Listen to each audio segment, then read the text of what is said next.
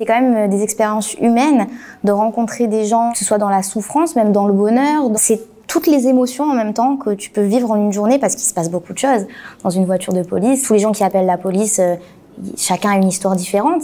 Alors c'est des fois dramatique, tragique, mais j'ai appris vachement de ça et même des gens avec qui je travaille, j'ai vraiment eu la chance de travailler avec des Druzes, des Bédouins, des Arabes israéliens, des Français aussi. Un mix de tout qui te fait rendre compte quand même que Israël, c'est tout.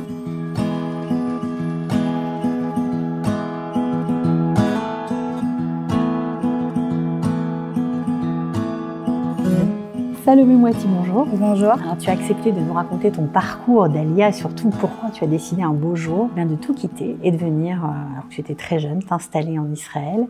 Tu as grandi où? J'ai grandi à Draguignan, dans le sud de la France, c'est à côté de Saint-Tropez. J'imagine qu'il n'y a pas beaucoup de juifs. Pas beaucoup, presque pas même, ouais, il n'y en a pas. C'était facile parce que c'est tout ce que j'ai connu que ça. Vu que moi je m'assumais en tant que juive et que je le savais parce que j'ai quand même une éducation traditionnaliste, il y a quelque chose qui manque, on le sait après. Tu as connu l'antisémitisme, tu as été parfois malmenée. Ça arrivait quelquefois d'avoir des réflexions, des insultes, des menaces, mais bon, je m'en suis bien sortie. Est-ce que c'est pour ça qu'un beau jour, tu as dit à ta mère, bah, maman, je m'en vais, ou pas du tout? Alors honnêtement, non, pas du tout. C'est pas quelque chose qui m'a motivée à partir en Israël. C'était pour d'autres raisons plus personnelles. Enfin, l'envie de vraiment quitter l'endroit où j'étais, c'était étouffant. De changer de fréquentation aussi? Changer de fréquentation aussi, oui, parce que c'est peut-être pas forcément toujours les bonnes. Quelque chose qui devenait un peu toxique. J'avais besoin de m'évader, de connaître quelque chose d'autre.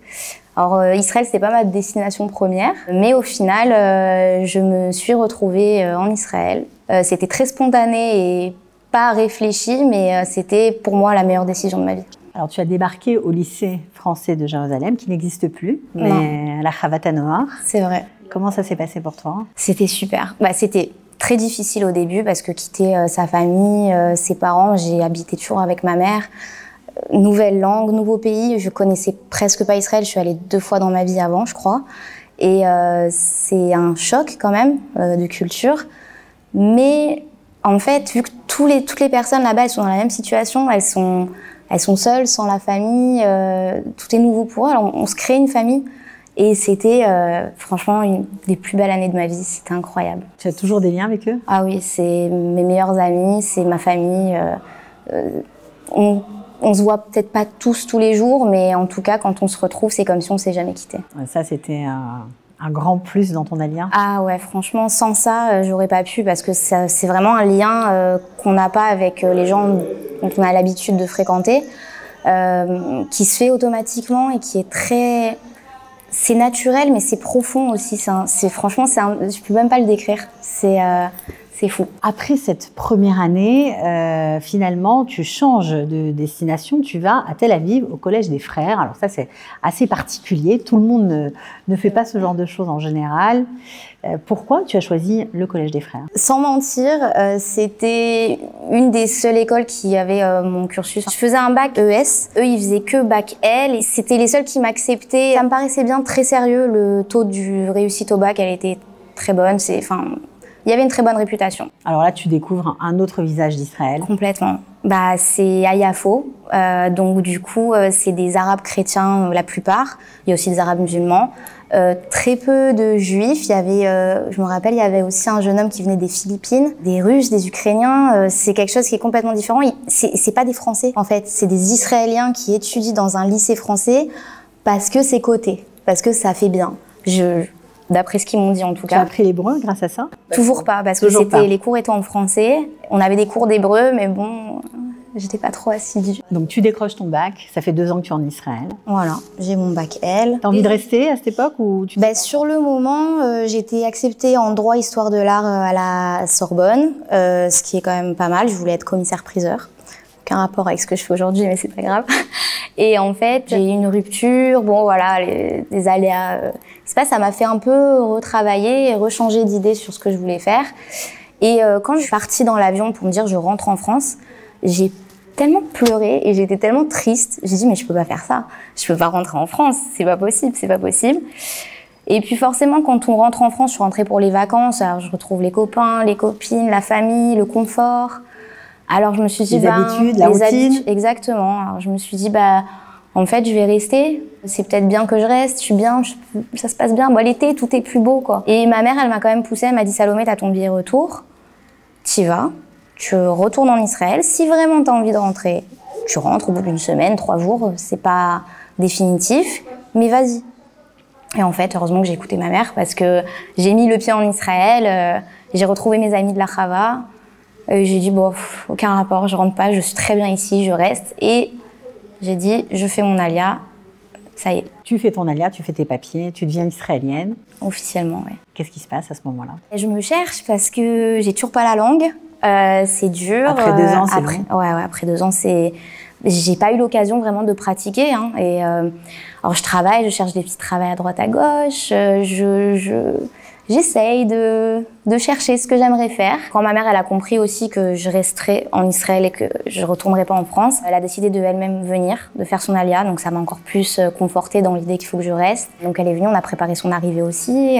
Et après, j'ai dit, je vais faire un Shirut Leumi. On m'a dit que je pouvais faire un Shirut Leumi dans la police. Pourquoi la police? C'était un choix à toi ou c'était ce qu'on t'avait proposé? Moi, ça m'a attirée, on m'en a parlé en fait. Je me dis, oh, ce serait trop sympa.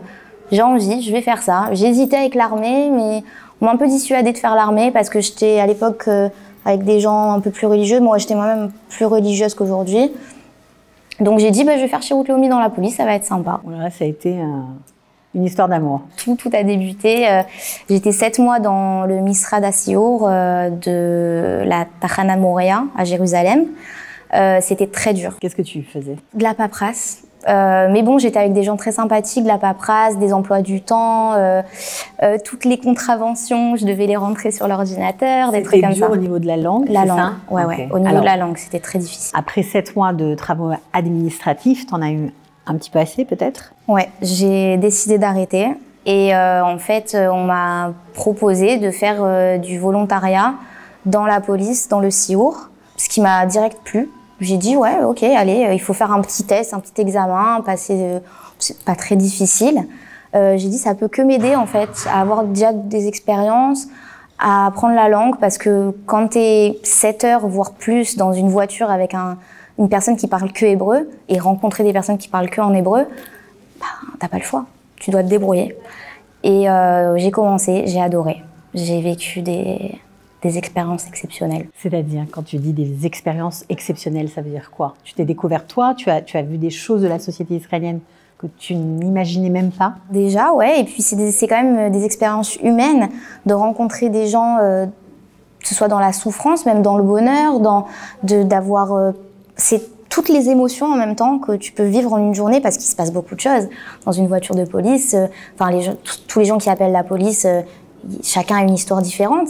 Alors c'est des fois dramatique, tragique, mais j'ai appris vachement de ça et même des gens avec qui je travaille, j'ai vraiment eu la chance de travailler avec des Druzes, des Bédouins, des Arabes israéliens, des Français aussi. Un mix de tout qui te fait rendre compte quand même que Israël, c'est tout.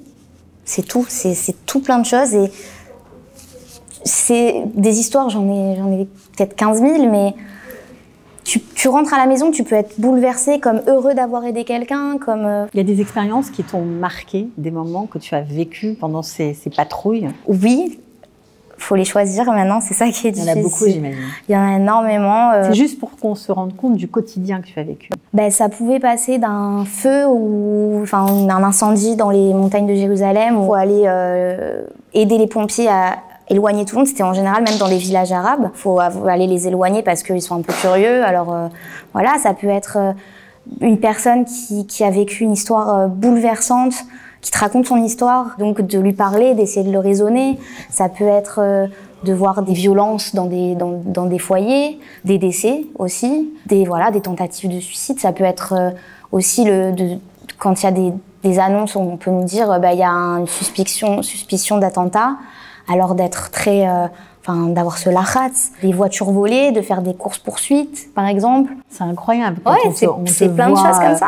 Comme ça, on ne peut pas imaginer. Ah non, ouais, c'est sûr. Après, ouais, j'étais pas seule. Hein. J'ai toujours eu avec quelqu'un et j'ai eu la chance d'être avec des policiers qui étaient vraiment des personnes exceptionnelles.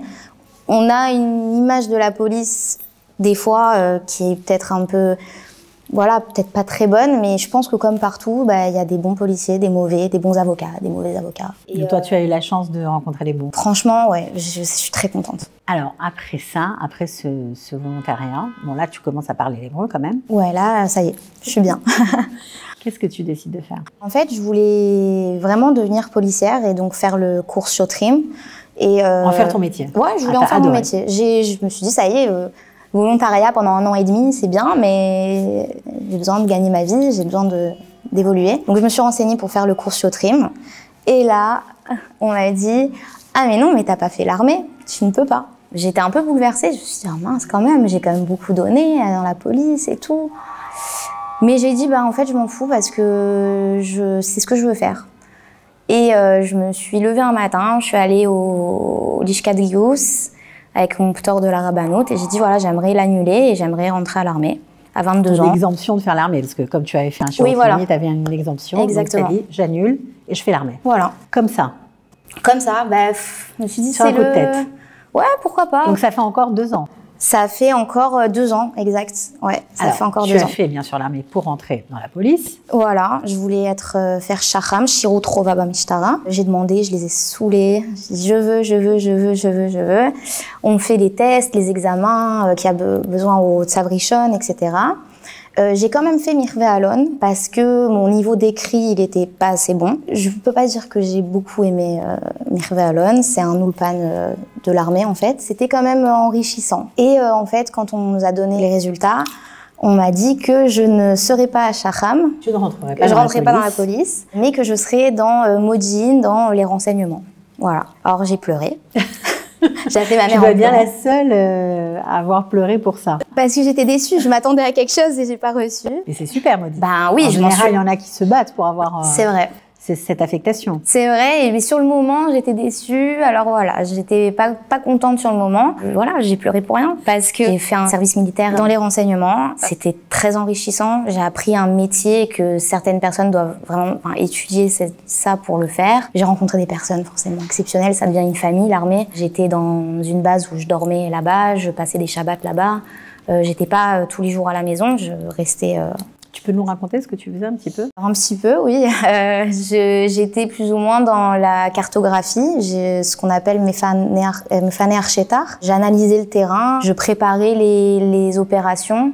Donc un rôle essentiel. Oui, un rôle essentiel et très intéressant. Je travaillais vraiment de près avec les unités spéciales. D'un côté stressant, mais très enrichissant. On avait l'occasion de rencontrer beaucoup de corps de l'armée. Alors comment c'est quand on a 22 ans, quand on est Ola Hadasha, une fille, de donner des ordres, j'imagine, que tu devais en donner, ou de prendre des décisions pour des combattants et des hommes? Alors par la suite, c'est vrai que vu que j'ai signé carrière pour 2 ans et demi, donc je suis devenue commandante, Mefa Kedet, et j'avais des responsabilités donc dans la Cisjordanie, dans Yehuda ve Shomron, à Yosh, Khatmar Shomron et Khatmar Ephraim.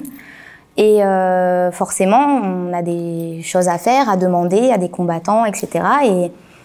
Et on travaillait avec des hommes qui sont... Un fort caractère. Voilà, l'armée, c'est quand même un monde avec beaucoup d'ego, faut le dire, et je le dis parce que c'est important de le savoir. À ce niveau-là, ça me ressemble pas, et c'est vrai que j'ai été choquée par certaines choses qui me disent waouh. Il faut s'imposer. Il faut s'imposer, il faut pas avoir peur. Il faut pas avoir peur même des grades parce qu'il y a des gens gradés qui se permettent tout et n'importe quoi. Il faut aussi s'affirmer, non seulement en tant que femme, mais aussi en tant que soldat, quoi.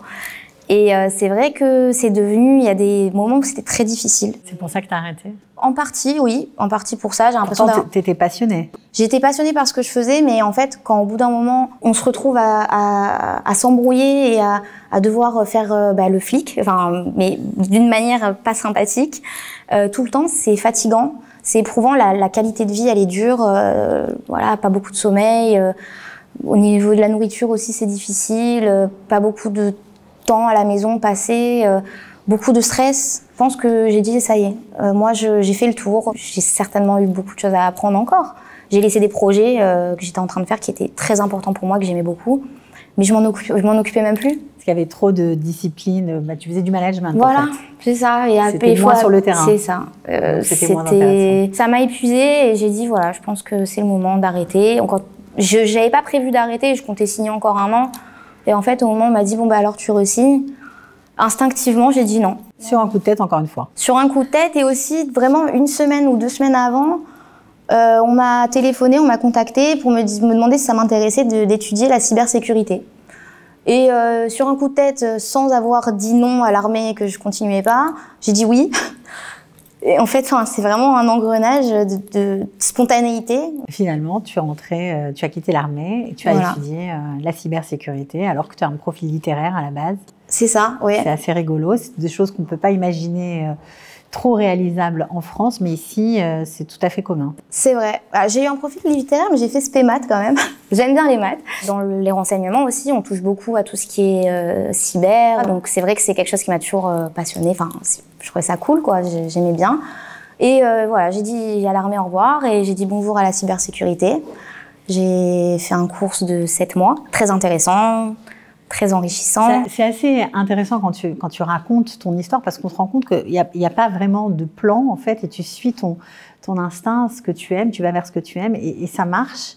C'est quelque chose qui n'est pas habituel, j'imagine ceux qui nous regardent de France, ils doivent se demander waouh quoi. Oui, mais en fait, moi ça me paraît pas fou parce que c'était vraiment des décisions qui étaient spontanées et instinctives.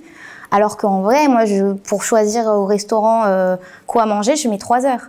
Mais sur des grosses décisions de vie comme ça, j'ai l'impression que c'était vraiment comme inné, quoi. Je savais qu'il fallait que je fasse ça et puis de toute façon... Tu n'as pas eu peur de t'écouter? Non, de toute façon, en vrai, quand on se pose la question, qu'est-ce que je perds?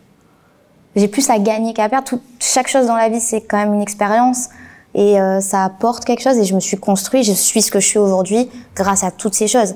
Il y a eu des bonnes choses, des mauvaises choses, mais ça fait partie du jeu de la vie. Tu étais fière d'avoir été si longtemps à l'armée et d'avoir le parcours que tu as eu? Très fière, je suis encore et je suis très très fière de faire ce que j'ai fait. Et c'est aussi, dans des moments comme ça, ça manque. Des fois, quand on voit tout le peuple réuni, etc., je me dis... ça me manque d'être à l'armée. Il y a des moments de crise. Voilà, exactement. Quand on a passé les attentats qu'on a passés, par exemple. Exactement. On a envie, j'aimerais bien le faire. J'aimerais bien préparer cette arrestation. J'aurais été fière de faire ça. J'en ai fait beaucoup, donc ça va. Mais... Ça a renforcé ton sentiment d'appartenance bien sûr. Au peuple juif. Bien sûr. Ouais, parce que, en fait, on donne. Sur le moment, on peut râler, mais c'est que donner, quoi. Enfin, j'ai donné au pays. Et le pays me l'a rendu. À l'inverse, en France, j'ai pas l'impression d'avoir reçu quelque chose de ce pays. J'ai pas de bonnes expériences. J'ai pas ce sentiment, j'ai pas ces souvenirs. Ici, franchement, j'ai même pas de mots. Je suis bien et je suis fière et je suis fière du pays. Bon, il y a des problèmes comme partout, mais c'était très enrichissant tout ça. Alors aujourd'hui, tu travailles plus vraiment dans la cybersécurité, encore un peu. Oui. Tu as monté ta boîte. Exact. J'ai monté ma boîte. Ça reste dans l'informatique, mais c'est vrai que c'est pas vraiment que dans la cybersécurité. Je suis webmaster, je fais des sites internet, je fais du marketing digital aussi. Je travaille avec le studio Mamache. C'est une amie à moi qui l'a monté. Ça aussi, c'était évident de faire partie de cette Startup Nation et d'avoir... de se lancer, quoi. C'est vrai que c'est vraiment propre à chacun. Moi, ça m'a attirée. Les technologies en Israël, c'est incroyable. Il y a des choses folles et ça attire forcément. Les jeunes aujourd'hui en Israël, ils ont tout à développer. C'est un pays en pleine expansion, d'après moi. Donc en fait, il y a tout à y apporter. J'ai eu l'occasion de rencontrer beaucoup de jeunes de même 22 ans qui avaient monté des startups avec des idées folles. De génie, et c'est sûr que ça cartonne, quoi. Et donc, du coup, voilà, je fais des sites internet, je travaille dans le marketing. C'est vrai que mes clients sont principalement français. J'ai eu aussi des clients israéliens. En fait, tout le monde commence à connaître tout le monde. Dans ce monde, en Israël, vu que tu fais l'armée, la police, la Chava, t'as un cercle autour de toi qui te permet d'avoir des opportunités. Ma copine qui a le studio Mamache, c'est une amie de la Chava. Je travaille avec des gens que je connais de l'armée aussi, qui font aujourd'hui des choses qui, pour moi, de la 3D, des trucs comme ça, qui m'intéressent. Et tout ce cercle-là, en fait, ça me permet aussi d'évoluer professionnellement et c'est trop cool. Les parents ne se rendent pas toujours compte de ça. C'est-à-dire que quand leurs enfants disent on s'en va, on part, on a toujours l'impression, ou certains ont l'impression que ils ne voient que les côtés négatifs. C'est pas facile de laisser partir son enfant en règle générale, mais il faut aussi se poser la question sur dans quel monde on a envie que ses enfants grandissent et qu'ils fassent grandir eux-mêmes leurs enfants. Je peux pas dire que tout est parfait en Israël, c'est pas vrai. C'est pas si facile que ça de se créer une situation, il faut le vouloir, il faut se battre, il faut se dire aussi que les revenus, ils sont pas les mêmes qu'en France. Le confort, au début, il va pas être le même. Mais vu qu'il y a tout à y créer encore, alors il y a vraiment de larges choix, en fait. Il y a de quoi faire. Après, il y a des bons et des mauvais côtés, comme partout. Qu'est-ce que tu préfères ici? Je pense les gens, ils sont vrais. J'ai toujours eu cette anecdote-là que quand je suis arrivée en Israël, je comprenais pas la mentalité des Israéliens. J'ai trouvé cru, dur. Ils crient, ils ont pas l'air sympas au premier abord quand on parle pas la langue, quand on les connaît pas. Mais en fait, une fois, je me suis disputée avec le chauffeur du bus et il criait et je me suis dit mais comment on peut crier comme ça? J'ai pas non plus, j'ai rien fait. Et je me suis assise derrière et j'ai demandé à une dame à quel arrêt je devais m'arrêter. Et en fait, c'est le chauffeur du bus, malgré qu'il m'ait crié dessus 2 secondes après, qui a arrêté le bus, qui est sorti du bus avec moi pour me montrer le chemin. En fait, même s'ils sont vrais. Ils sont vrais dans le bon comme dans le mauvais. Il y a quelque chose de mal, ils vont le dire. Mais par contre, derrière, on sera jamais seul. Enfin, moi, je sais que je serai jamais seule. Pour les fêtes, si j'ai des problèmes, j'ai l'impression que n'importe qui dans la rue, je vais lui demander, il me laissera jamais toute seule, je me laissera jamais dans des situations difficiles. Ouais, peut-être ça. Merci beaucoup. Merci à toi.